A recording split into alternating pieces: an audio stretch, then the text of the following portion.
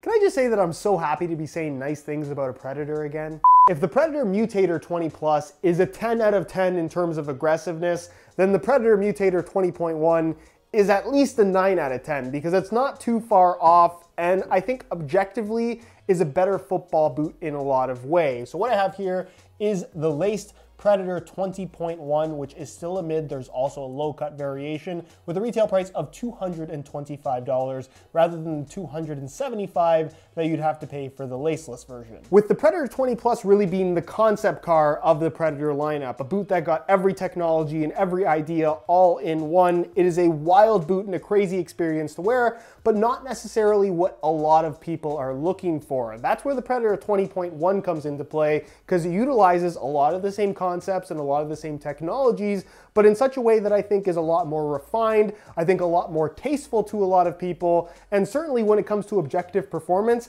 I think overall a better pair of football boots. So what I want to do in this video is compare the two, talk about what is different and what isn't, because there are more differences than I think a lot of people realize. We'll break down all of the tech specs and of course take a look at how they fit and feel on feet. So if you want to learn everything there is to know, please stick around, watch the entire review, and if you're interested in a pair of these for yourself, I'll leave a little pop-up on screen, or you can click the first link down below. That's going to take you to the review page on my website, where you'll find buy now links with exclusive SR4U coupon codes, where you'll be able to pick these up below their normal $225 retail price. For those that care, unlike the Predator 20 Plus, which comes in a fancy box with a string bag and a shoehorn, and it's just kind of a cool presentation, the 20.1 just comes in a regular Adidas box with nothing inside. So I guess we'll start in the same place that we start with every new boot, and that is the way that it looks. In comparison to the 20 Plus, which is wild and crazy in every possible way, this is a lot more dialed back, and I would say more similar looking, especially the silhouette of the boot, to that of the Predators that came before it, either the 18 or 19 generations. This featuring a very similar cut to the outgoing Predator models, which I think a lot of people are much more used to, and I would even argue does look a little bit better than the unnecessarily tall one on the 20 Plus model. You can see that the graphics, the red streaking into black, is a little bit less significant, or at least less noticeable on the 20.1 versus the 20 Plus. It's just not as premium looking. It's actually a graphic rather than a pattern that's within the prime knit upper itself. You'll also notice that the demon skin is a little bit different in regards to the shape of the diamonds, actually the material as well, and the amount of them on the boot. There is less of the rubber striking elements on this boot than there are on the 20 Plus. Of course, you have a lacing system, which is black across the top, and then the sole plate does have a completely different look as well. Not in terms of construction and materials, because that is identical, but you can see the coloring. It's just black plastic in the forefoot, and then black plastic in the heel with a little bit of like a red glitter in it, which actually is a really nice subtle detail that I'm a big fan of. But as a whole, it's a classic black, red, and white colorway for a Predator, which is honestly how a Predator should be. I'll be honest though, I like how this looks, but this is way cooler. You know, I should put these on the wall.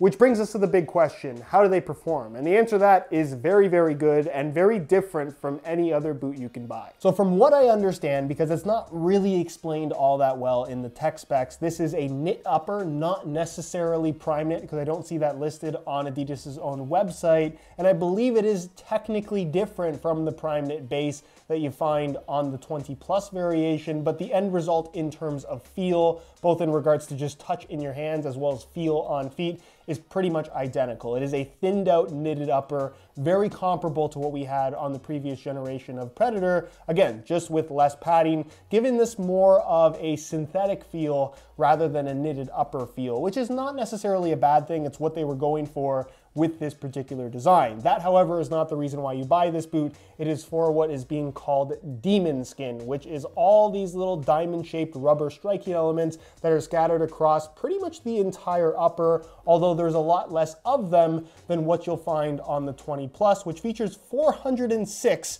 This, they never specified a number. But you can pretty clearly see on the 20 Plus how the rubber goes all the way to the third Adidas stripe, all the way through the forefoot, covers the entire toe box area, and then spans basically almost to the heel counter on the medial side. Where on the 20.1, the rubber elements only go to the second Adidas stripe, span pretty much the entire area across the forefoot and toe box area, and then cuts off basically halfway through the midfoot on the medial side. You'll also notice that on the 20 Plus, the elements themselves are actually angled forward and are made from a very soft, almost silicone type of rubber, but definitely more pliable than what you'll find on the 20.1, where you'll notice that the elements are more of a perfect diamond shape. They're just straight up. They're not angled in any specific direction, and they're made from a slightly firmer rubber, although keep in mind, they're still 3 millimeters in length. There is maybe slightly less grip from the 20.1. Like I said, it's been dialed back ever so slightly, but you really wouldn't notice the difference unless you actually wore the two boots back to back. If you're just after more grip on the ball,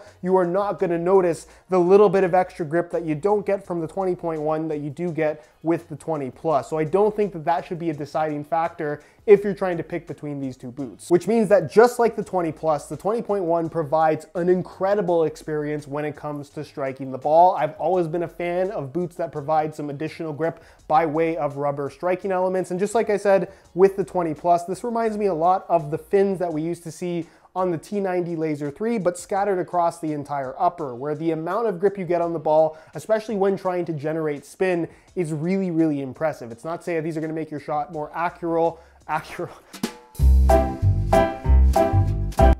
combination of power and accurate. It's not going to make your shot more accurate or powerful, but I definitely think that it's much easier to generate spin on the ball when there's so much added grip right on your foot. The added grip is really what makes these new Predators unlike any other boot you can buy right now. And while it definitely does take some getting used to, especially when it comes to dribbling a ball, if you're a fan of those older Predators, I would say more specifically the LZ1, LZ2, and Predator Instinct, because I think that's what these really remind me of. That is exactly the experience that you're going to get with these new Predators, be it the 20 Plus or the 20.1, but I think in a way that's actually a little bit more refined. I just love the way that they feel on the ball. Which brings us to what is arguably the most significant difference between the 20.1 and the 20 Plus, that being the lacing system that runs across the top of the foot. It's positioned right down the middle, elasticated prime knit filling in the middle portion of the upper to create this one-piece sock-like enclosure, and really that lacing system going a long way in terms of giving you adjustability, better overall lockdown, and certainly just better responsiveness from the boot. That's the downfall of the laceless 20 Plus, which is significantly improved and really not an issue at all on the 20.1.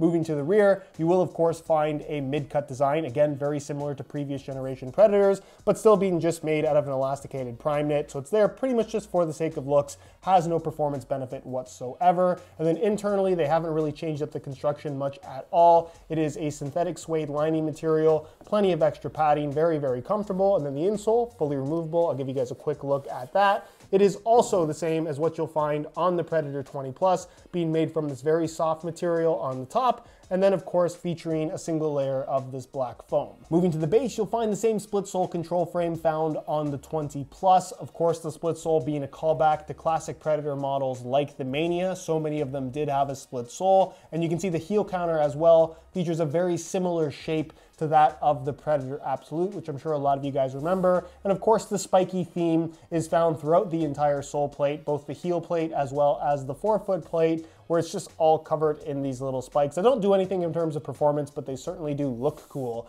As far as the sole plate itself is concerned, it's a split sole, which means there's still an internal sole plate, but then stud plates on top. It's got better flexibility than what we had with the previous generation, at least in my opinion. It also seems to be a little bit slimmer in general, and honestly feels like a big improvement over what we had before. And I just wasn't a big fan of the previous control frame. As far as the stud pattern is concerned, it is the same general layout, but the studs have been reworked to be a little bit narrower in profile. You have almost true bladed studs in the heel, and then the forefoot ones, like I said, are just a little bit smaller, meaning that they penetrate the ground, I think, a little bit easier and provide slightly more aggressive grip. It's certainly nothing groundbreaking, but as a whole, the sole plate and stud pattern, I definitely think is an improvement over what they were doing before. In terms of weight, I'm not sure that anyone expects a Predator to be super light, and they're not, but they're also not really heavy either. In a size 9.5 US, the Predator Mutator 20.1 weighs in at 8.85 ounces, the equivalent of 251 grams, which is give or take 1 gram heavier than the Predator 20 Plus that I weighed in the exact same size, meaning that the weight difference between the laceless and the laced variation is pretty much non-existent, and the boots as a whole feel relatively light, pretty much what a Predator should weigh in my opinion. So as you can see, I swapped out the stock black laces, which do look good, but I changed them for some black reflective SR4U replacement laces, which adds that little reflective detail on what is a boot that maybe lacks some details in comparison to the 20 plus variation. It's also a really cool way of making your boots different from everyone else. So if you're looking to customize your boots in a very inexpensive way, the website to go to is www.sr4ulaces.com. There'll be a little pop-up on screen as well as a link down below in the description. So if you're interested in some for yourself, be sure to go ahead and check that out. Now on feet, I have to admit that I was a little bit surprised by the Predator 20.1 the first time that I put them on. Not in regards to the way that it feels, because that's more or less kind of what you would expect, but more so in regards to the way that it fits, especially through the midfoot, where it has a very tight, almost speed boot type of fit to it, which does kind of relate back to classic Predator models, which are by no means speed boots, but they had leather uppers, and really the only synthetic part of most of those classic Predators was through the midfoot, where they added some kind of structure to have some kind of lockdown, and that's exactly what they've done here on this new Predator 20.1, really brought in the shape of the upper through the midfoot to give it that nice, tight, secure feel, which I will admit can be a little bit uncomfortable at first, especially if you do have flatter feet like myself, but you get used to it pretty quickly. And again, the improved responsiveness, I think, is very much appreciated. Something that I was also a little bit surprised by was the lacing system, which kind of looks straight up and down, but you'll notice especially the top two lacing positions, it grabs the upper a little bit deeper than what we previously saw on the Predator line, which just, again, increases the amount of lockdown and tightness that you get through the middle of the foot. So they did a really good job in that regard. The toe box and forefoot area has been widened and rounded a little bit more in comparison to the previous generation,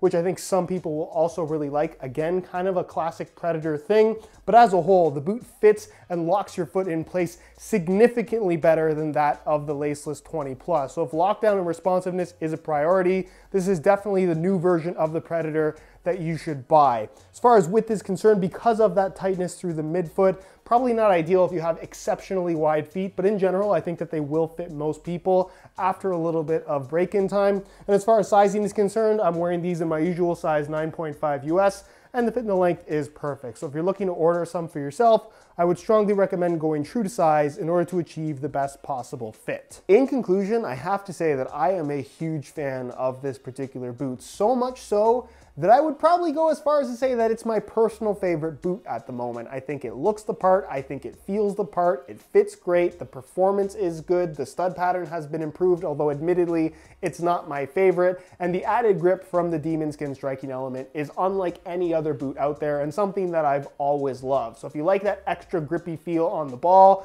this is definitely the boot that you should have your eye on. Anyways guys, that's it for my review. Hopefully you enjoyed the video. If you did, be sure to support it with a like. Again, if you're interested in some of these for yourself, you can click the first link down below. That's going to take you to the review page on my website, where you'll find buy now links with exclusive SR4U coupon codes to pick these up below their normal $225 retail price. If you have any questions, as always, leave them down below in the comment section, and I'll do my best to get an answer out to you as soon as I possibly can. If you're not subscribed already, make sure you hit that subscribe button along with the little bell notification so you get notified when the next new video goes live. You can find all my social media information linked down below in the description as well. And other than that, guys, thank you so much for watching, and we'll see you in the next one.